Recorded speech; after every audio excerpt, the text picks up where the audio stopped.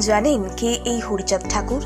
মোদি মমতা বারবার ছুটে আসেন এই ঠাকুরের কাছে। ভোট এলেই এনার পায়ে মাথা ঠেকায় বাংলার নেতা মন্ত্রীরা।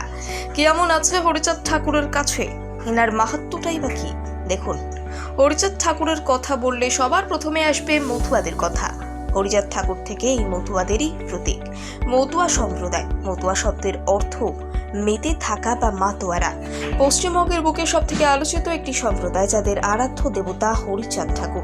শুধু পশ্চিমবঙ্গ নয়, গোটা বিশ্ব জুড়ে ছড়িয়ে ছিটিয়ে বাস করছে মতুয়া জাতির মানুষরা। সনাতন হিন্দুদের কাছে হরিচাঁদ ঠাকুর ভগবান তুল্য।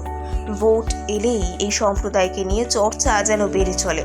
ভোট ব্যাংকে ভোট বাড়ানোর জন্য এই সম্প্রদায়কে রাজনীতিবিদরা তুরুপের তাস করে থাকেন। তবে হরিচাঁদ ঠাকুর এসব রাজনীতির ঊর্ধ্বে। ইনি অনুকূল ঠাকুর লোকনাথ বাবার মতো মানুষরূপী দেবতা।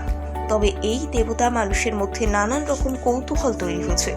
কিভাবে হরিচাঁদ ঠাকুরের উৎপত্তি, কিভাবে তিনি বাংলার মানুষের কাছে আরাধ্য হয়ে উঠলেন, আজকের প্রতিবেদনে আপনাদের জানাতে চলেছি হরিচাঁদ ঠাকুর এবং মতুয়া সম্প্রদায় যাবতীয় খুঁটিনাটি। বর্তমানে বঙ্গাল ঠাকুরনগরে হরিচাঁদ ঠাকুরের তীর্থস্থান। তবে গোড়ার দিকে এই তীর্থস্থান ছিল ওপার বাংলায়। হরিচাঁদ ঠাকুরের বাবা যশবন্ত ঠাকুর এবং মা অন্নপূর্ণা দেবী। তিনি ছিলেন নমশূদ্র পরিবারের সন্তান।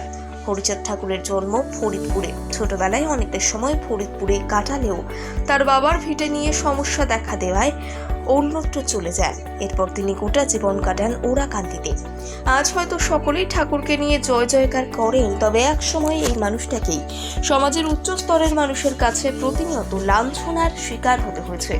কারণ তিনি যে নমশূদ্র জাতির অন্তর্ভুক্ত, অর্থাৎ নিচু জাতির মানুষ। আমাদের দেশে এই সম্প্রদায়কে অচ্ছুত বলে গণ্য করা হতো। সমাজের কোনো স্তরে এদের নাকি জায়গা নেই। আর হরিচাঁদ ঠাকুর এই সম্প্রদায়ের দিকে উঠে এসেছিলেন। সুযোগ সুবিধা তো দূর, সামান্য পড়াশোনার সুযোগটুকুও দেওয়া হয়নি তাকে। তবে তিনি নিজেকে প্রকৃত শিক্ষায় শিক্ষিত করে তুলেছিলেন। মানবতার শিক্ষায়, প্রকৃতি থেকে জ্ঞান, বাস্তব থেকে বিস্তর অভিজ্ঞতা অর্জন করেন। আর সেই শিক্ষায় তিনি সমাজের সকল স্তরের মানুষদের মধ্যে পৌঁছে গিয়েছিলেন। সেই থেকে তিনি হয়ে ওঠেন সকলের ঠাকুর। এখন প্রশ্ন হচ্ছে, পশ্চিমবঙ্গের বুকে কিভাবে এই মতুয়া সম্প্রদায়ের উত্থান ঘটল? হরিচাঁদ ঠাকুরের মতবাদ শুধু মথুরা বাংলাদেশেই নয়, পশ্চিমবঙ্গেও পৌঁছে গিয়েছে। এর নেপথ্যে রয়েছে বিশেষ কারণ। হরিচাঁদ ঠাকুরের পর এই সম্প্রদায়ের দায়িত্ব কাঁধে তুলে নেন তার পুত্র গুরুচাঁদ ঠাকুর। তিনিও বাবার মতনই দায়িত্ব সামলাতে থাকেন। গুরুচাঁদ ঠাকুর মারা যাওয়ার পর এই দায়িত্ব এসে পড়ে তার পুত্র প্রমথরঞ্জন ঠাকুরের ওপর। সময়টা তখন ঊনবিংশ। দেশে তখন চলছে ধুমধুমার পরিস্থিতি। আর সেই সময়ে বাংলাদেশ থেকে অসংখ্য লোক পশ্চিমবঙ্গে চলে আসে। আর সেই সঙ্গে প্রমথরঞ্জন ঠাকুর চলে আসেন এপার বাংলায়। এরপর এখানে এসে ঠাকুরনগরে গড়ে তোলেন হরিচাঁদ ঠাকুরের নতুন ধাম। সেই থেকে বাংলাতেও বাস করতে শুরু করে মতুয়া সম্প্রদায়ের মানুষরা।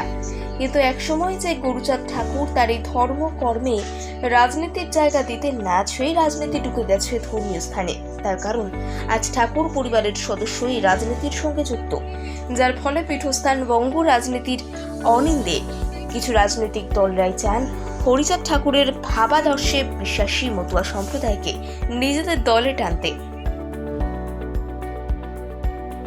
প্রতিবেদনে দেখানো সমস্ত ছবি এবং তথ্য সামাজিক মাধ্যম থেকে নেওয়া হয়েছে।